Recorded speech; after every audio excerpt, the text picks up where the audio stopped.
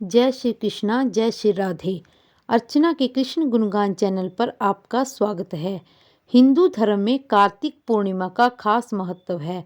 कार्तिक माह सभी महीनों में सबसे श्रेष्ठ महीना माना गया है। इस माह में लोग ज़्यादा दान करते हैं, चाहे हो वो खाना हो या पहनने के लिए कपड़े। इस दिन में दिए गए दान पुण्य का अनेक गुना फल प्राप्त होता है। कार्तिक पूर्णिमा के दिन माँ लक्ष्मी की पूजा की जाती है।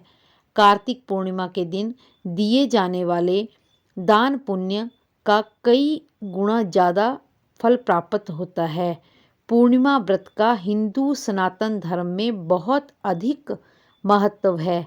कार्तिक पूर्णिमा व्रत को करने से कुंडली में लगा हुआ दोष हट जाता है। यदि आपकी कुंडली में चंद्रमा की महादशा व अंतर्दशा चल रही हो तो आपको पूर्णिमा का व्रत अवश्य करना चाहिए। कार्तिक पूर्णिमा व्रत कथा। पौराणिक कथा के अनुसार तारकासुर नामक का एक राक्षस था। उसके 3 पुत्र थे, तारकक्ष, कमलाक्ष और विद्युन्माली। भगवान शिव के बड़े पुत्र कार्तिका ने तारकासुर का वध किया। अपने पिता की हत्या की खबर सुनकर तीनों पुत्र बहुत दुखी हुए। तीनों ने मिलकर ब्रह्मा जी से वरदान मांगने के लिए घोर तपस्या की। ब्रह्मा जी तीनों की तपस्या से प्रसन्न हो गए और बोले कि मांगो, क्या वरदान मांगना चाहते हो। तीनों ने ब्रह्मा जी से अमर होने का वरदान मांगा, लेकिन ब्रह्मा जी ने उन्हें इसके अलावा कोई दूसरा वरदान मांगने को कहा।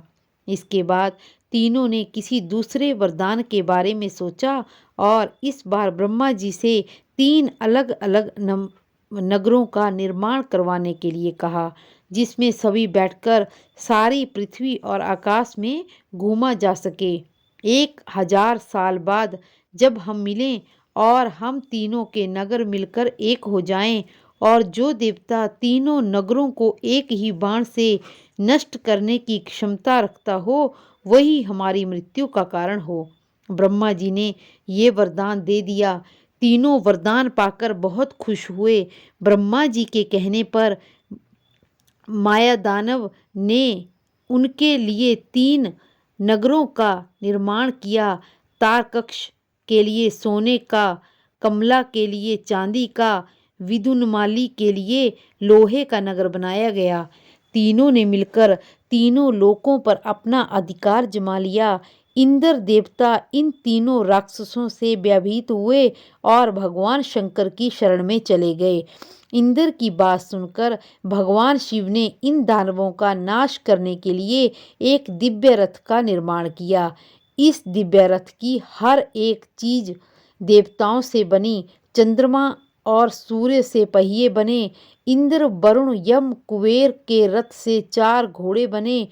हिमालय धनुष बने और शेषनाग प्रत्यंचा बने। भगवान शिव बाण बने। बाण की नोक बने अग्निदेव। इस दिव्य रथ पर सवार हुए खुद भगवान शिव।